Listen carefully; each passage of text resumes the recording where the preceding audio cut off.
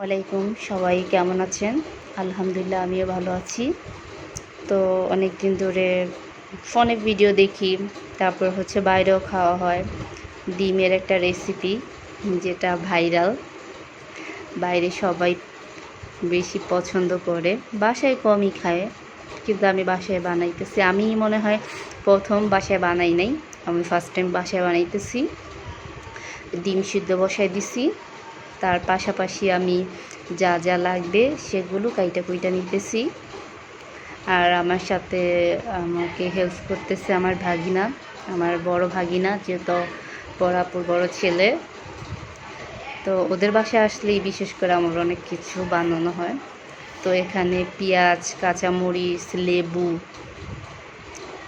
দেওয়া হয়েছে, তারপর হইতেছে টমেটো চাটনি।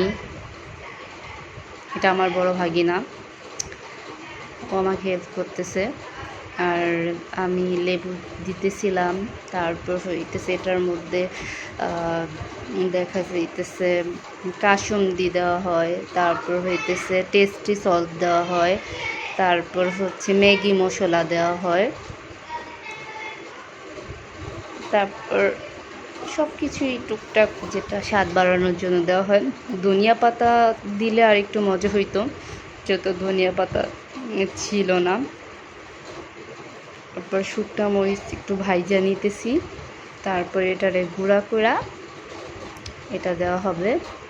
একটু ঝাল ঝালের জন্য কাঁচামরিচও দেওয়া হয়েছে, সাথে শুকনা মরিচ, কাসুন্দি।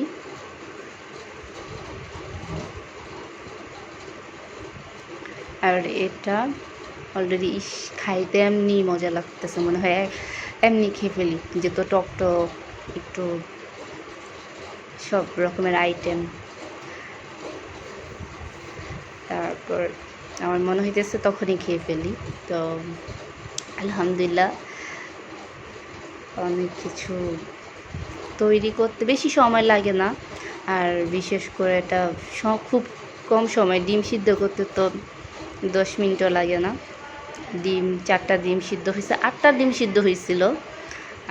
4টা আমরা খাইছি, 4টা আমার আপু দুলাভাইয়ের জন্য, এটা আমি ভিডিও নেই নাই। তারপর আমি আর আমার ভাইগনা মিলা এই তো ডিমে ভরে একদম মজা করে একদম খাইতেছিলাম।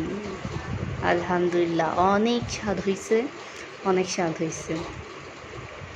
তারপর আমার বড় ভাগিনাকে বলতেছি, তুমি খেয়ে দেখো কেমন হয়েছে। বিশেষ করে ওর উদ্দেশ্যেও বলতেছে, আন্টি বানায় খাওয়াও। তো এই জন্য বানালাম, ফার্স্ট টাইম বানালাম, মজা হয়েছে। ও আরও বলতেছে যে বাসায় তো 7টা ডিম ছিল, 7টাই সিদ্ধ দেওয়া হয়েছিল আগে পরে। ছোট ভাগিনা। আলহামদুলিল্লাহ, সবাই ভালো থাকবেন। আল্লাহ হাফেজ, আল্লাহ হাফেজ, টাটা, বাই বাই।